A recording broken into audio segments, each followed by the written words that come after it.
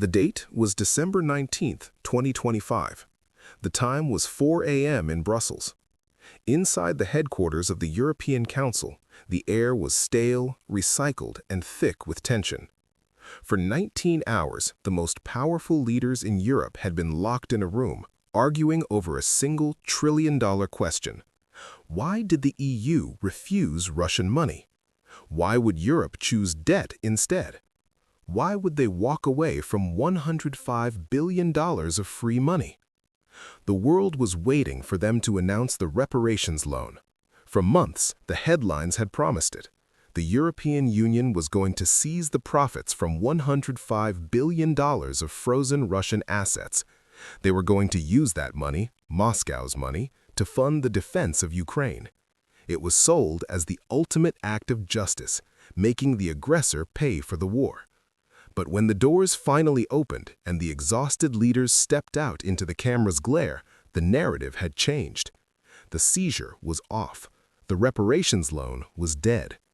Instead, the EU announced it would borrow the money itself, piling another $90 billion of debt onto European taxpayers.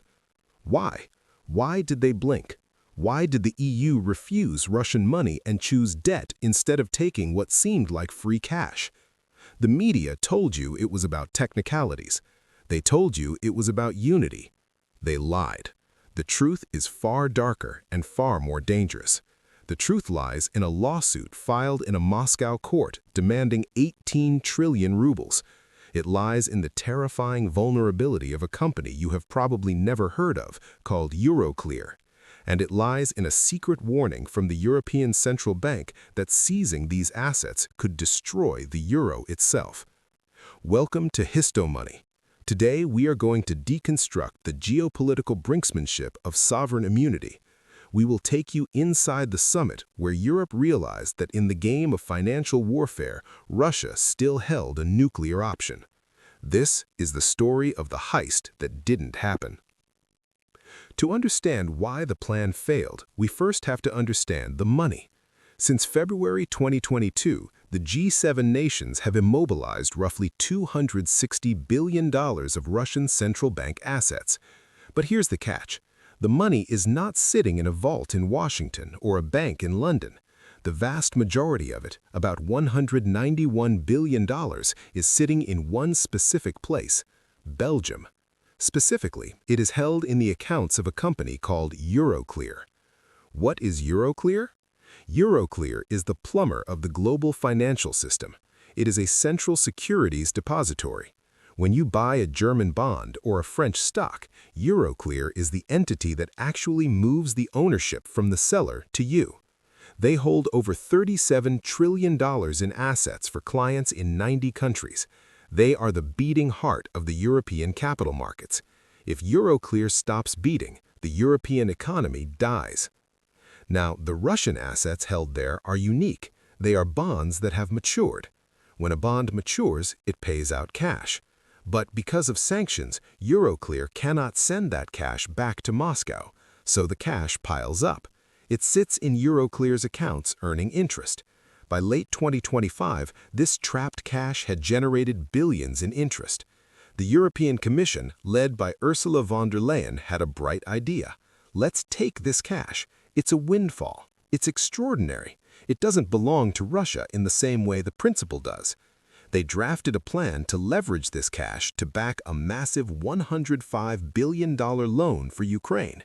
It seemed like free money, but they forgot one thing. In finance, there's no such thing as a risk-free asset, and by touching that money, they were about to touch the third rail of global finance. While Brussels was drafting legislation, Moscow was drafting lawsuits. The Kremlin knew exactly where Europe's weak point was. It wasn't the politicians, it was the plumbing.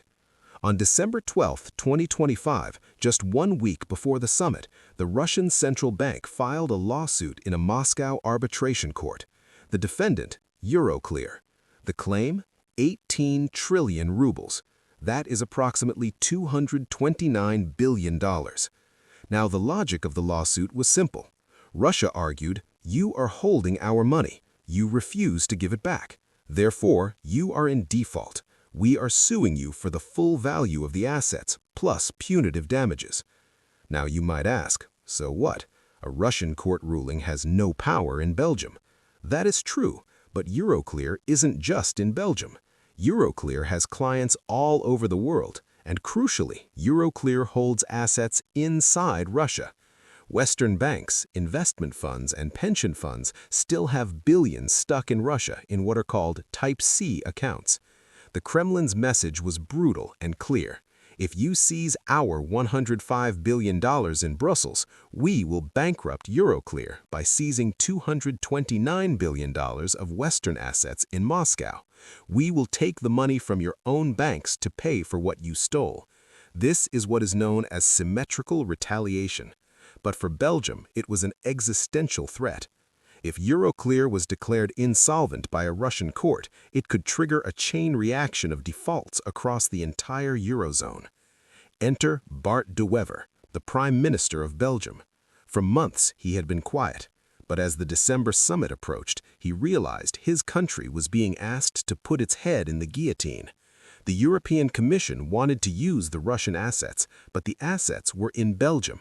If Russia sued, they would sue Belgium. If Russia seized assets, they would seize Euroclear's assets. Belgium would bear 100% of the legal and financial risk, while the other 26 nations just got the political credit. In the closed-door meetings, De Wever drew a line in the sand. He told the other leaders, "Give me a parachute and we'll all jump together." He demanded an ironclad indemnity mechanism. He wanted Germany, France, and Italy to share the liability. And that is when the room went silent. Because when it came time to actually sign a check to cover the risk, the other leaders hesitated. They were happy to spend Russian money. They were not happy to insure Belgian risk. While the politicians argued, the technocrats intervened. The European Central Bank, led by Christine Lagarde, sent a confidential note to the negotiating teams. The content of that note was explosive. The ECB refused to provide a liquidity backstop for the plan. The ECB's argument was foundational. The euro is the second most used reserve currency in the world. Countries like Saudi Arabia, Brazil, and Indonesia hold euros because they believe property rights are sacred in Europe. If the EU were to seize sovereign assets, even under the guise of a windfall tax, it would send a signal to the global south. Your money is safe until we disagree with your politics. Lagarde warned that this could trigger a capital flight. Central banks around the world might start dumping euros and buying gold or yuan. If that happened, borrowing costs for European governments would spike, inflation would return, the euro would crash. The ECB effectively said, funding Ukraine is a political goal. Preserving the euro is a survival goal. We choose survival. This refusal removed the safety net. Without the ECB printing money to bail out Euroclear if things went wrong, the risk was too high. The final nail in the coffin came from Rome. Italy's Prime Minister, Giorgia Meloni, had initially supported Ukraine, but as the Russian threats became specific, the calculus changed. Italian banks, specifically Unicredit, still had significant exposure in Russia. Unicredit had billions of euros in stranded capital in Moscow. If Russia retaliated against Euroclear, they wouldn't just stop there. They would seize the assets of European banks operating in Russia to satisfy the judgment. Italian and Austrian banks, like Raiffeisen, were on the front line. Meloni realized that the reparations loan would essentially be paid for by Italian bank shareholders. She joined forces with Belgium. This was the Meloni doctrine in action. National interest comes before collective signaling. She argued that proceeding without a solid legal basis was reckless. She killed the consensus. Hovering over the entire summit was a ghost, the incoming administration of Donald Trump in the United States. Throughout late 2025, back channels between Trump's transition team and European capitals had been buzzing. The American message was different from the Biden era. The Biden administration had pushed for asset seizure. The Trump team urged caution. Why? Because they viewed the frozen assets not as a piggy bank, but as a negotiating chip. Trump's advisors believed that to end the war, they needed leverage over Putin. If the assets were gone, spent on weapons, there was no incentive for Russia to come to the table. But if the assets were merely frozen, they could be offered back to Russia in exchange for a ceasefire or territorial concessions. Seizing the money would burn the leverage. European leaders, terrified of being out of step with the new U.S. president, decided it was safer to wait. They didn't want to anger the man who controlled the future of NATO. There was one more obstacle buried deep in the archives of international law. In 1989, the Kingdom of Belgium and the Soviet Union had signed a bilateral investment treaty. Russia, as the successor state to the USSR, inherited this treaty. The treaty explicitly protected investments made by one nation in the territory of the other. It strictly prohibited expropriation without compensation. Lawyers from the firm Covington and Burling drafted a white paper that circulated among EU leaders. Their conclusion was stark. If Belgium allowed the use of these assets, Russia could sue Belgium in neutral international arbitration courts in Hong Kong, in Singapore, in Dubai, and Russia would win. Belgium would be forced to pay damages to Russia, enforceable against Belgian state assets anywhere in the world. Belgian ships, Belgian planes, Belgian diplomatic accounts could be seized globally. The treaty was a legal landmine that no one had noticed until it was too late. By 4 a.m., the reality was undeniable. The legal risks, the 1989 treaty, the financial risks, Euroclear's bankruptcy, the monetary risks, the ECB's warning, the geopolitical risks, Trump's pressure. It was too much. The reparations loan was impossible.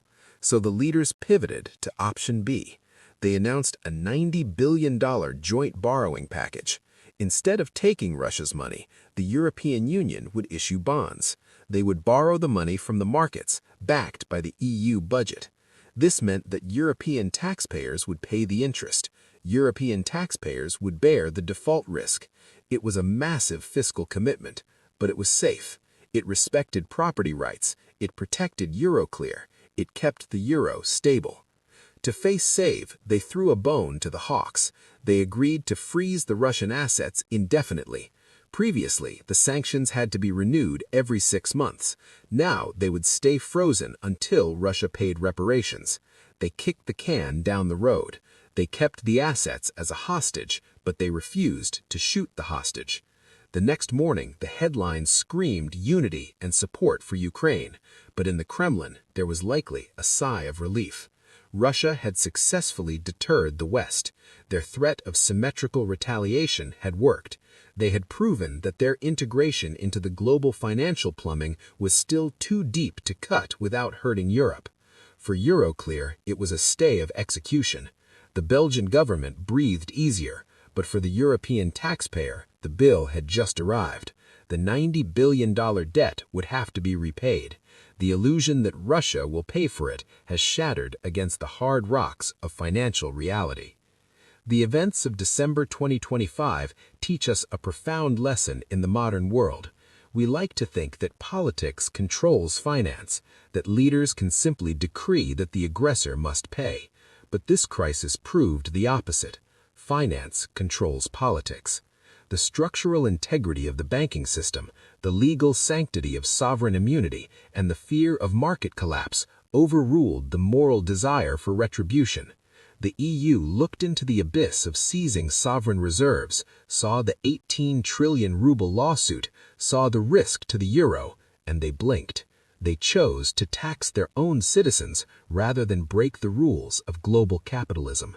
Because in the end, the system is designed to protect itself. The assets remain frozen, the war continues, but the ledgers of Euroclear remain balanced. This is histo money. The revolution will not be financed by seized assets. It will be financed, as always, by debt.